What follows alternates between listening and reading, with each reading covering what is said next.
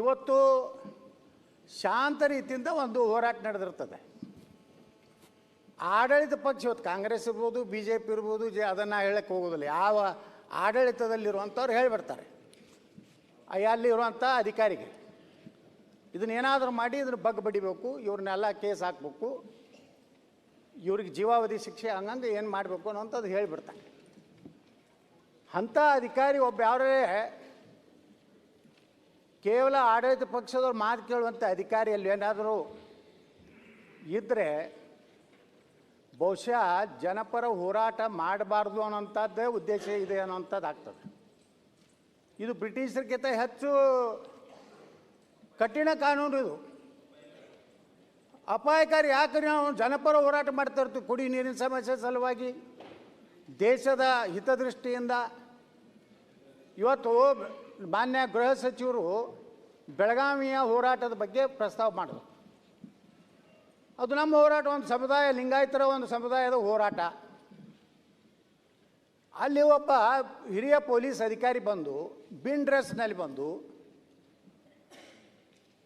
ಲಾಠಿ charge ಮಾಡಬೇಕಾದಂಥ ಏನೇನು ಪೂರ್ವ ಕ್ರಮಗಳನ್ನು ಕೈಗೊಳ್ಳದೆ ಅದಕ್ಕೆ ಆದಂಥ ಒಂದು ಪ್ರೊಸೀಜರ್ ಇದೆ. ರಾಷ್ಟ್ರೀಯ ಮಾನವ ಹಕ್ಕು ಮಂಡಳಿಯವರು ಯಾವುದೇ ಒಂದು ಲಾಠಿ ಚಾರ್ಜ್ ಮಾಡಬೇಕಾದ್ರೆ ಇವೆಲ್ಲ ಪ್ರೊಸೀಜರ್ಗಳನ್ನು ಫಾಲೋ ಮಾಡಿದ ಮೇಲೆ ನಿಯಂತ್ರಣ ಆಗುವುದಿಲ್ಲ, ನಮ್ಮ ಕಂಟ್ರೋಲ್ ದಾಟಿ ಹೋಗಿದೆ, ಸಿಕ್ಕಾಪಟ್ಟೆ ಬಸ್ಸುಗಳಿಗೆ, ಸಾರ್ವಜನಿಕ ಆಸ್ತಿಗಳಿಗೆ ಬೆಂಕಿ ಹಚ್ತಾ ಇದ್ದಾರೆ ಅನ್ನೋಂಥದ್ದು ಆ ಸ್ಪಾಟ್ ಆಗಿರುವಂಥ tahsildar, assistant commissioner, deputy commissioner ಅವರಿಗೆ ಕನ್ವೀನ್ಸ್ ಆದಮೇಲೆ ಇಡೀ ಆವರಣದಲ್ಲಿರುವಂಥ ಎಲ್ಲ ಜನರಿಗೂ, ಏನು ಜಿಲ್ಲಾಧಿಕಾರಿ ಆಗಲಿ, ಅಸಿಸ್ಟೆಂಟ್ ಕಮಿಷನರ್ ಆಗಲಿ, ತಹಸೀಲ್ದಾರ್ ಆಗಲಿ, ಏನು ಸೂಚನೆಯನ್ನು ಕೊಡ್ತಾ ಇದ್ದಾರೆ ಎಲ್ಲರ ಕಿವಿಗೆ ಬೀಳುವ ರೀತಿಯಲ್ಲಿ ಇವತ್ತು ಘೋಷಣೆ ಮಾಡಿ ನಾನು ಲಾಠಿ ಚಾರ್ಜ್ಗೆ ಆದೇಶ ಮಾಡ್ತಾ ಇದ್ದೇನೆ ಅನ್ನೋಂಥದ್ದು ಹೇಳಬೇಕಾವು. ಆದರೆ ಅಧ್ಯಕ್ಷರು ಏನಾಗ್ತಾ ಇದೆ, ಒಂದು ಹೋರಾಟವನ್ನು ಇದೇ ಬ್ರಿಟಿಷರು ಇದೇ ಮಾಡಿದ್ರು. ಈಗ ಬಿಲ್ಲಿಗೆ ಸಂಬಂಧ ಮಾತಾಡಿ, ಬಿಲ್ಲಿಗೆ ಸಂಬಂಧಪಟ್ಟಿದೆ ಇದನ್ನು ಬಿಟ್ಟು ನೋಡ್ರಿ ಅಧ್ಯಕ್ಷರೇ, ನೀವು ಎಲ್ಲ ಈ ಕಂಡೀಷನ್ ಹಾಕ್ತಾ ಇದ್ದಾರೆ ಇವರೆಲ್ಲ. ಹೇಳಿ 10 ದಿವಸ ಮೊದಲು ಹೇಳಬೇಕು, 7,000 ಸೇರ್ತಾರೋ 70,000. ನೋಡ್ರಿ ಅಧ್ಯಕ್ಷರೇ, ಯಾವುದೇ ಹೋರಾಟಗಾರರಿಗೆ ಎಷ್ಟು ಜನ ಸೇರ್ತಾರೋ ಅಂದಾಜು ಯಾರಿಗೂ ಇರುವುದಿಲ್ಲ. ಯಾಕಂದ್ರೆ ಒಂದೊಂದು ಹೋರಾಟ ಹೆಂಗೆ ಮೂವ್ಮೆಂಟ್ ತಗೋತಾ ಅಂದರೆ, ಇವತ್ತು ರೈತರು ಹೋರಾಟ ಆಗ್ತದೆ. ನಾವೇ ಒಂದು ಬಿಜಾಪುರನಾಗ ಒಂದು ಹೋರಾಟ ಮಾಡಿದೀವಿ. ಬರೇ ನಮ್ಮ ಯಾವ ಪ್ರಾರಂಭದ ಹಂತದಲ್ಲಿರುವಂಥ ಹೋರಾಟ ಒಂದು 200 ಮಂದಿ ಇದ್ದರು. ಮಧ್ಯದಲ್ಲಿ ಬಂದಾಗ, ಗಾಂಧಿ ಚೌಕಿಗೆ ಬಂದಾಗ 25,000 ಜನ ಆದರು. ಇದು ಯಾವ ಆಧಾರದ ಮೇಲೆ ಇವತ್ತು ಪರ್ಮಿಷನ್ ತೊಗೊಂಬಂದು 7,000 10,000 ಅಂತ ಹೇಳ್ತಿರಲ್ಲ ಅಧ್ಯಕ್ಷರೇ? ಇದನ್ನು ಯಾವ ರೀತಿ ಅಂದಾಜು ಮಾಡಲಿಕ್ಕೆ ಯಾವುದೇ ಹೋರಾಟಗಾರಿಗೆ ಇವತ್ತು ಸಾಧ್ಯ ಇಲ್ಲ. ಅದಕ್ಕೆ ಅಧ್ಯಕ್ಷರೇ, ಇವತ್ತು ನೀವೇನು ರಿಸ್ಟ್ರಿಕ್ಷನ್ ಹಾಕ್ತಾ ಇದ್ದೀರಲ್ಲ, ಯಾರು ಹೋರಾಟ ಮಾಡ್ತಾರೋ ಅವ್ರಿಗೆ ಜವಾಬ್ದಾರಿಯನ್ನು, ರೆಸ್ಪಾನ್ಸಿಬಿಲಿಟಿ, ಅಕೌಂಟಬಿಲಿಟಿಯನ್ನು ಫಿಕ್ಸ್ ಮಾಡ್ತಾ ಇದ್ದೀರಲ್ಲ, ಅಧಿಕಾರಿಗಳಿಗೂ ಸಹ ಇದೇ ಶಿಕ್ಷೆ, ಇದೇ ರೀತಿ ದಂಡ ಹಾಕಬೇಕು.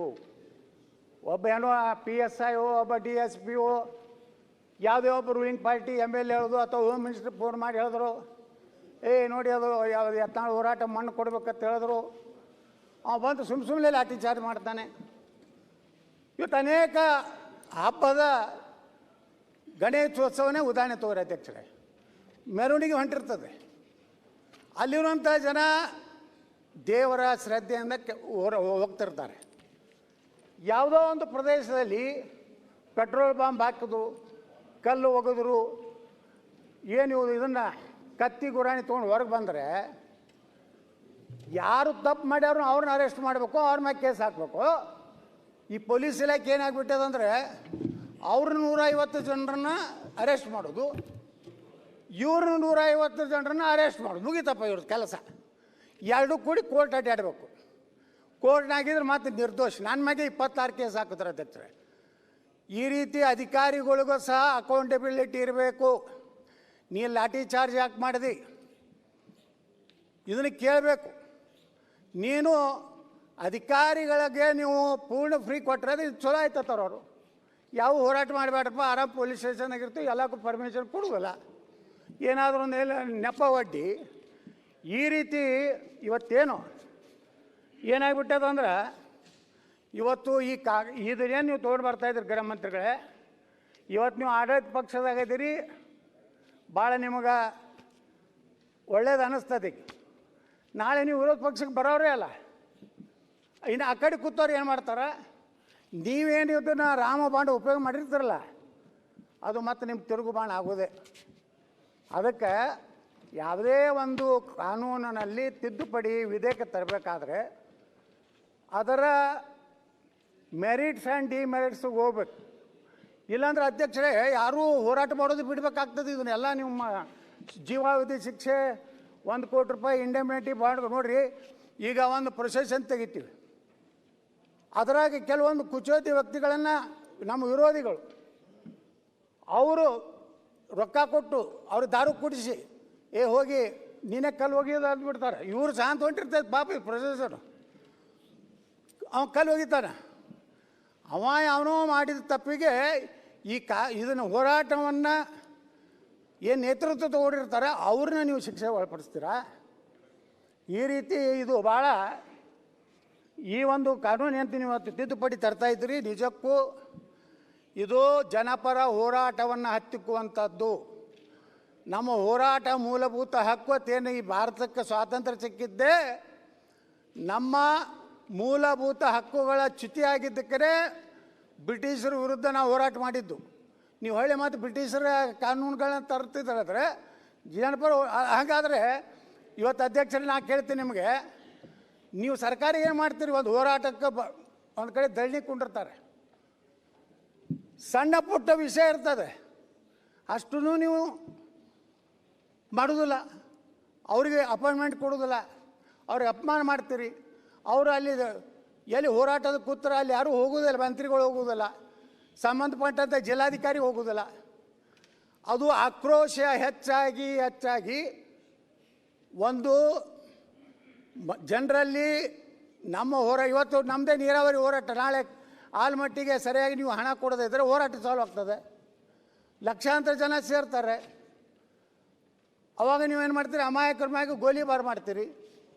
ಅದಕ್ಕೆ ನಾ ಗೃಹ ಮಂತ್ರಿಗಳಿಗೆ ಹೇಳೋದು, ನೀವು ಹೆಂಗಂದ್ರೆ ಚಾಲ್ಟಿ ಬಿಗನ್ಸ್ ಫ್ರಾಮ್ ಅವ್ರ ಹೋಮ್. ಮತ್ತು ಮೊದಲು ನೀವು RCB ಒಳಗೆ ನೀವು ಯಾರ್ಯಾರು ಇದ್ದೀರಿ ಅಪರಾಧಿಗಳು, ಮೊದಲ ಈ ಕೇಸು ಮೊದಲೇದ್ದು ಸರ್ಕಾರ ಮ್ಯಾಗನೇ ಇದು ಕೇಸ್ ಹಾಕಬೇಕು.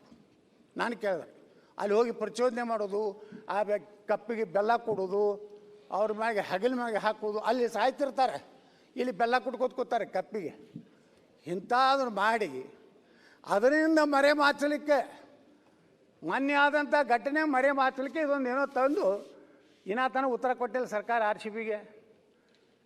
ಆದರೆ ಪೊಲೀಸ್ ಅಧಿಕಾರಿಗಳು ಹೇಳಿದರು, ಬೇಡಪ್ಪ ಇಷ್ಟು ಬೇಗನೆ ಇಂಥ ದೊಡ್ಡ ಕಾರ್ಯಕ್ರಮ. ಪೊಲೀಸ್ ಹೇಳಿದ್ರು ಸಹಿತ, ಪೊಲೀಸ್ ರಿಪೋರ್ಟ್ ಇದ್ದರೂ ಸಹಿತ ಕೇವಲ ಸರ್ಕಾರದ ಒತ್ತಾಯಕ್ಕಾಗಿ ಆ ಯುವಕರನ್ನು ನಮ್ಮ ಪಾರ್ಟಿಗೆ ಸೆಳೆದುಕೊಳ್ಳಲಿಕ್ಕೆ ಮಾಡಿದಂಥ RCBಯಿಂದ ಇವತ್ತು ಅಧ್ಯಕ್ಷರೇ ಈ ಹೋರಾಟಗಳನ್ನು ಹಕ್ಕುವುದು ಏನಿದೆ ಅದನ್ನು ಹತ್ತಿಕ್ಕುವಂಥ ಕೆಲಸ ಮಾಡದೆ ತಾವು ಗಂಟಿ ಹೊಡೆಯದೆ ಸ್ವಲ್ಪ ಸಮಾಧಾನ ಆಗಿ ಕೂತ್ರೆ ಎಲ್ಲ ಕೇಳಿಸ್ತದೆ ಅಧ್ಯಕ್ಷರೇ. ಅದಕ್ಕೆ ಯಾಕೆ ಹೇಳ್ತಾ ಇದ್ದೀನಿ ಅಂದರೆ, ತಾವು ಯಾರು ತಪ್ಪು ಮಾಡಿರ್ತಾರಲ್ಲ, ಯಾರು ಆ ಹೋರಾಟದಲ್ಲಿ ಕಲ್ಲು ಒಗೆಯುವಂಥ ಕೆಲಸ ಯಾರು ಮಾಡಿರ್ತಾರಲ್ಲ ಅವ್ರ ಮ್ಯಾಗೆ ಆ್ಯಕ್ಷನ್ ಆಗಬೇಕು.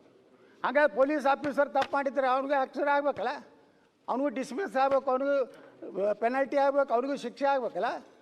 ಅದನ್ನು ಪ್ರಯೋಜನ ಮಾಡಿರಿ. ನೀವು ಶಾಂತವಿದ್ದ ಹೋರಾಟವನ್ನು ಹತ್ತಿಕ್ಕುವಂಥ ಕೆಲಸ ಮಾಡಿದಂಥ ಸುಮ್ಮನೆ ಲಾಠಿ ಚಾರ್ಜ್ ಮಾಡೋದು, ಎಲ್ಲ ಗೇಟ್ ಬಂದ್ ಮಾಡಿಬಿಡೋದು, ಒಂದೇ ಗೇಟ್ ಚಾಲು ಇಡೋದು.